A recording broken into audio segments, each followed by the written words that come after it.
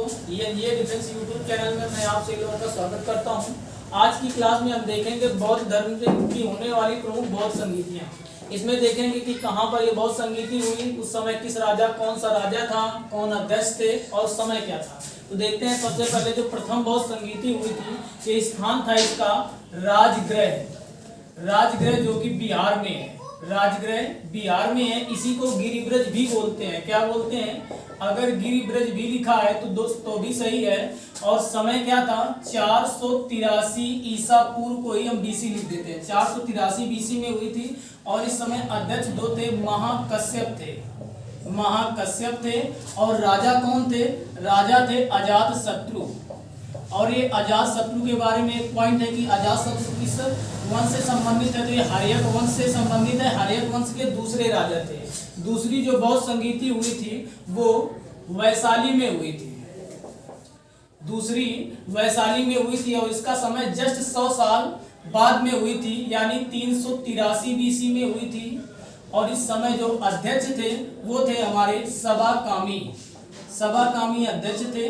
और शासन था कालाशोक का था। कालाशोक का शासन था। और ये शिशुनाग वंश से संबंधित थे। शिशुनाग वंश के ये दूसरे शासक थे। तीसरी जो बौद्ध संगीति होती है, तीसरी बौद्ध संगीति होती है पाटलिपुत्र में। पाटलिपुत्र में होती है और ये 255 बीसी में होती है। और इस समय जो अध्यक्ष होते हैं वो होते हैं मोगली उत्तम तिस्स थे। मोगली उत्तम तिस्स थे। और शासन था अशोक का शासन था। शासन अशोक का था। चौथी बौद्ध संगीति जो होती है ईसवी की प्रथम शताब्दी में, ईसवी की प्रथम शताब्दी में होती है। और सॉरी, थोड़ा गलत लिख दिया है। इसमें से पहले हमें लिखना था स्थान, कोई दिक्कत नहीं है। स्थान ये जो होती है कुंडलवन कश्मीर में होती है। कुंडलवन कश्मीर में पड़ता है। ये कुंडलवन कश्मीर में होती है। और ये समय इसका जो है ईसवी की प्रथम शताब्दी में, ईसवी की प्रथम शताब्दी में होती है। और इस समय जो अध्यक्ष थे, यहाँ पर दो बातें होती हैं, अध्यक्ष भी थे और उपाध्यक्ष भी थे। तो सबसे पहले देखते हैं कि अध्यक्ष कौन थे। तो वसुमित्र इसके अध्यक्ष थे। वसुमित्र जो थे अध्यक्ष थे। और उपाध्यक्ष कौन थे? तो उपाध्यक्ष थे तुम्हारे अश्वघोष। अश्वघोष उपाध्यक्ष थे। और शासन जो था इस समय कनिष्क का शासन था, भारत पर कनिष्क का शासन था। तो ये हो गई तुम्हारी प्रमुख 4 बौद्ध संगीतियां। तो अब इनके स्थान, ज्यादातर स्थान पूछे जाते हैं, तो इनके स्थान याद करने की एक ट्रिक है। उस ट्रिक को याद रखेंगे तो हमेशा स्थान याद रखेंगे। ट्रिक है राजा वैशाली को लेकर, राजा वैशाली को लेकर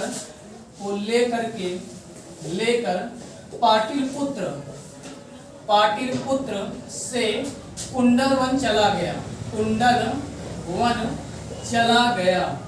राजा वैशाली को लेकर पाटलिपुत्र से कुंडलवन चला गया। तो राजा वैशाली और पाटलिपुत्र कुंडलवन, इन चारों को हम अंडरलाइन करेंगे।